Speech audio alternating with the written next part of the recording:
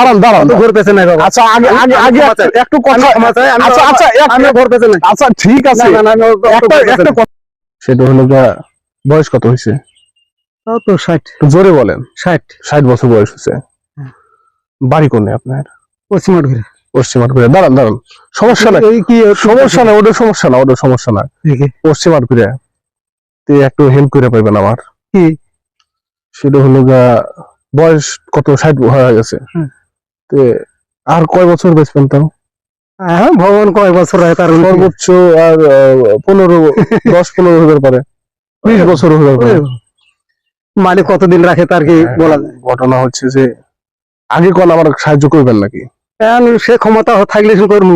আপনি করেন কি আগে সেটা শুনি কৃষি কাজ করি। কৃষি কাজ করেন তে প্রত্যেক দিনই কাজ করা লাগে হ্যাঁ প্রতিদিন। চাউল মেয়া কয়টো চাওয়াল 2টা মেয়ে একটু আছে।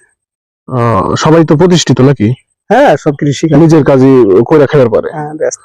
তে আপনি তো সারা জীবনে কাজ কাম করেই চাল পাল পড়াশোনা করে বড় করে দিচ্ছেন। হ্যাঁ হ্যাঁ তো এখন তো আপনার শরীরের যত্ন নেওয়া দরকার এবং আপনার হচ্ছে এখন বসে থাকা খাওয়া লাগবে সেই ব্যবস্থা করা লাগবে কি খারাপ করছি না ঠিক।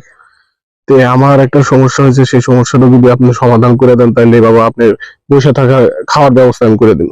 কি ভাই আমি কি না আপনি যদি ভিডিও করতে সে করুক ও কি করে না করে ওটা দেখার বিষয় না।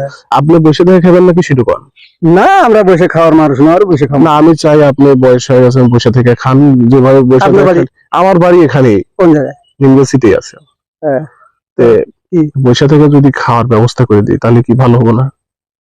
না সেটা হলো পরে আমরা যতদিন ভগবান রাখছে শরীর ঠিক ততদিন খাইতে খাই। তো সাহায্যটা করবেন নাকি আমার? কি সাহায্য করবেন না? সেটা হচ্ছে আমার এক ছোট ভাই সে একটা ভুল কাজ করে ফেলাইছে। সে হচ্ছে তার বই এক মাইরে ফেলা দিছে ঝগড়াঝাটি করে তো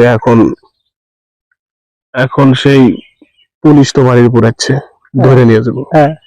এখন সে বেচারা অল্প বয়স আমার চেয়ে অল্প বয়স মনে হয় 25 বছর বয়স উঠতি বয়স বুঝতেইছেন উঠতি বয়স ওর তো এখনো অনেকদিন বাকি পড়ে রয়েছে জীবনে।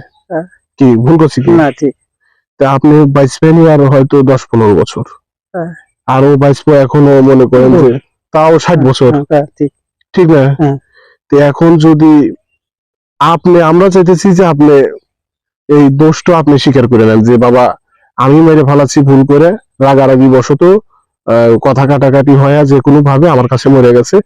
তো ওই ছেলেটা করা বলছে যে তোমরা যদি কোনো কেউ যদি স্বীকার করে নেয় যে আমি মেরে ফেলাচ্ছি তাহলে আমি